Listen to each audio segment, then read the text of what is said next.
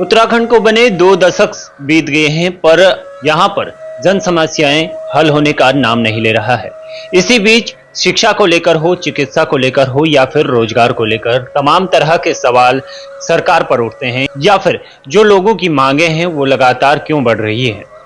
इसी को लेकर आजकल एक नया मामला जो कि चर्चा में है, उत्तराखंड एकता मंच द्वारा एक मांग की गई है 5th शेड्यूल की।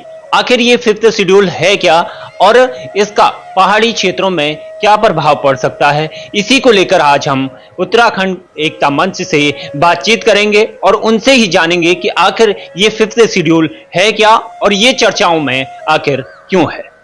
हमारे साथ निशान जी हैं उत्तराखंड एकता मंच से, उन्हीं से जानते हैं कि आखिर ये 5th शेड्यूल क्या है और पहाड़ी क्षेत्रों में इसका क्या कुछ प्रभाव पड़ सकता है। सबसे पहले जो आप बात करें कि 5th शेड्यूल क्या है, एक्चुअली में अंग्रेजों के दौर में एक शेड्यूल डिस्ट्रिक्ट एक्ट लगा था 1874 में, जो लगभग पूरे जितने पहाड़ी राज्य हैं, मतलब जितने हिमालयन बेल्ट है उसमें लगा हुआ था। और जब मुल्क आजाद हुआ हमारा, तो उसी शेड्यूल डिस्ट्रिक्ट एक्ट को 1874 को बदल के कहीं पे 5th शेड्यूल लागू कर दिया गया, कहीं पे 6th शेड्यूल लागू कर दिया गया। लेकिन उत्तराखंड एकलौता वो बदकिस्मत राज्य है जिससे वो कानून ही छीन लिया गया। अभी बहुत सारे जो राज्य हैं उनमें 5th शेड्यूल 6th शेड्यूल की उनको सुविधाएं हैं, हमें वो सुविधाएं नहीं है। तो हम कोई नई डिमांड नहीं कर रहे, हम कह रहे हैं कि जो अधिकार हमसे छीना गया है वो अधिकार हमें वापस दो। अब ये बात आती है कि 5th शेड्यूल एक्चुअली में है क्या। तो 5th शेड्यूल में ये होता है कि जो वहाँ के जो स्थानीय लोग होते हैं उनको अपना एक सिस्टम मिलता है कि जिसके तहत वो अपने चीजों का संरक्षण कर सके।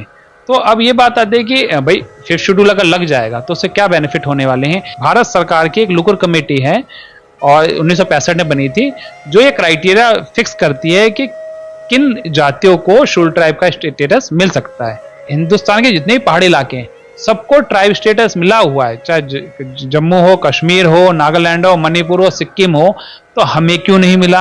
अभी कुछ समय पहले भारत सरकार ने कश्मीर में रह रहे पहाड़ियों को ट्राइब का दर्जा मिला, आपका हिमाचल में हाटी समुदाय को ट्राइब का दर्जा मिला।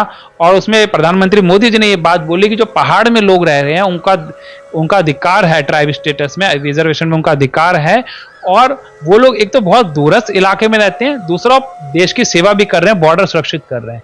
तो उत्तराखंड भी तो यही चीज कर रहा है। उत्तराखंड का जो सुदूर पहाड़ी इलाका है उसमें जो पिछड़ापन है वो किसी से छुपा नहीं है।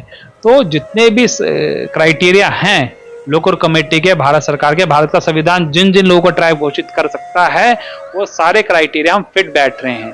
अगर 5th शेड्यूल लग जाता है तो उससे क्या फायदे हैं। तो सबसे पहले तो ये फायदा है कि रिजर्वेशन मिलेगा आप लोगों को। दूसरा ये है कि जल जंगल जमीन में आपको अधिकार मिलेगा। वो कैसे अधिकार मिलेगा, अगर 5th शेड्यूल लगता है तो नदी में आपको अधिकार मिलेगा।